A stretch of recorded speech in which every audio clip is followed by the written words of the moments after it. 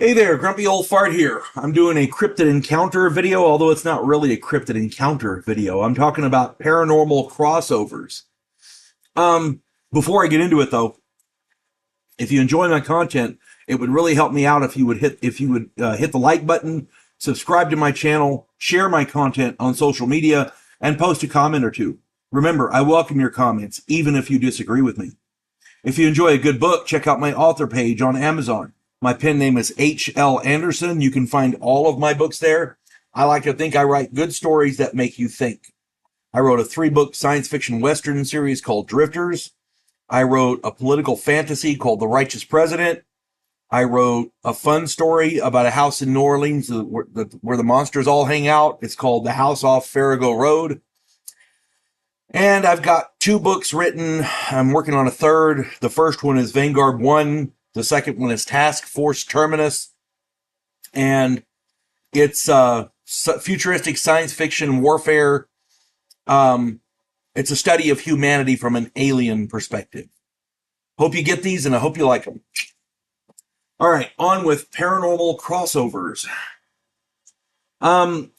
This seems like a weird topic, I know, but there's a lot of stories and a lot of reports putting Bigfoot and UFOs together.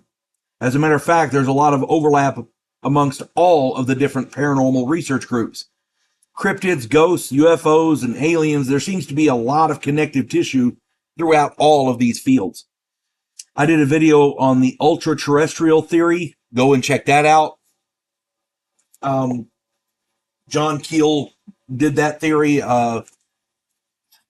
One of the big universities, I don't remember which one, they've put a theory together that supposedly it's almost the same thing, but except they're several decades late.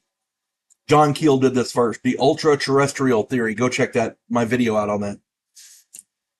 When I heard about this specific situation, I expected a few stories linking them together, maybe a half dozen or so. When I started researching the specific topic, I found out that people have been linking Bigfoot to UFOs for over a century. The first story I found was from a white man staying with Native Americans in 1888. They were feeding a Bigfoot-type creature who had been dropped off of a small, quote-unquote, small moon, along with 2 other Bigfoot creatures. This particular Bigfoot creature was in a cave.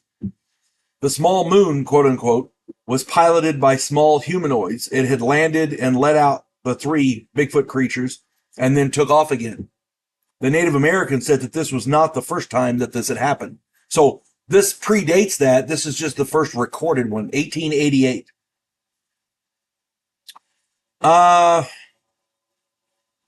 Reports from multiple UFO and Bigfoot researchers, including Lauren Coleman, John Keel, and Linda Moulton Howe, have Bigfoot creatures interacting with gray aliens on UFO craft. Many of these stories claim the gray aliens and Bigfoot creatures are both telepathic. Many of these reports have the gray aliens ordering the Bigfoot creatures around as servants. Reports of this type come from all over the world and involve other types of aliens besides the grays, although the grays are by far the most prevalent aliens in these reports. I find it intriguing and interesting that in the 1970s science fiction series, The 6 Million Dollar Man, Bigfoot, they called him Sasquatch, was working for aliens. This connection was obviously well known even back then. In a number of these reports, UFOs are seen in Congress with Bigfoot creatures, and then, around the same time frame, poltergeist activity begins and lasts for a period of time. So it's not just Bigfoot and UFOs. We've got ghosts and all kinds of stuff. A number of missing person reports coincide with Bigfoot sightings, UFO sightings, and ghostly sightings and poltergeist activity. I want to say David Paulides mentioned this as well in his Missing 411 series. I'm not sure. I don't want to say for sure because I may be wrong about that. But as I understand it, that's what happened. I know I seem to recall listening to David Paulides talking to Art Bell. It was either Dark Matter or Coast to Coast AM. I don't recall which. I think it was Dark Matter, where he was saying that Bigfoot sightings and UFOs coincided with some disappearances. But again, don't quote me on that. I'm going from memory, and I've slept since then.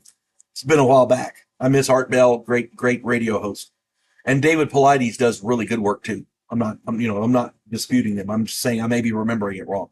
At any rate, one of the most prevalent researchers into this crossover phenomena is Stan Gordon, who has actually written a book on it. I think I did a video on Stan Gordon. Go and check it out. Many such reports, including some in his book, have people being possessed by Bigfoot creatures with the grunting and the growling and snarling and like that. I would be curious how one would tell the difference between demonic and Bigfoot possession. They do sound similar with the noises and all.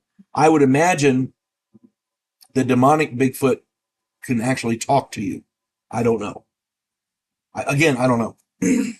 Oddly enough, there are crossover stories with UFOs and ghosts, with the Loch Ness Monster, lizard men, thunderbirds, and a whole host of other cryptids. It's not just Bigfoot. Earlier, I mentioned my video on the ultra-terrestrial theory. John Keel's theory explains all of this really well. Almost like puzzle pieces coming together. It's amazing. I used to think Keel's theory was interesting. Now, after doing the research for this particular video, I'm starting to think Keel was onto something. Historically, many mythological creatures and encounters can be explained by this ultra-terrestrial theory. Everything from dragons to leprechauns to gnomes to angels to demons to fairies, all of these fit into that theory. And people have been reporting them for centuries, for generations. If John Keel is correct, it's no wonder why people are reporting seeing several of these phenomena acting in concert in the same place at the same time. Maybe Bigfoot really does work for aliens. Who knows? Maybe the aliens are just other races indigenous to Earth and they control the various cryptids. Again, who knows? I mean, there's virtually, at this point, there's virtually no way to prove any of it. But we know people are seeing things that they can't explain. And they're seeing them on a regular basis. What we do know, I mean, just the sheer number of reports says something's going on. You know, they can't all be hoaxes. What we do know is that people are seeing a crap ton of stuff that defies explanation, and many of these reports overlap. John Keel's theory goes far to explain those reports. That's all I'm saying. Try doing some of your own research. If you find something that I've missed or something I've forgotten or something that contradicts me, please put it in the comments. Okay? I'm not perfect. I don't claim to be. I'm not the end all and be all of everything. I make mistakes the same as everybody else. I'm only human. But I welcome your comments, even if you disagree with me.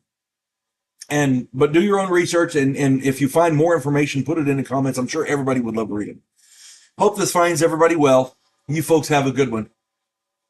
Take care now. God bless one and all.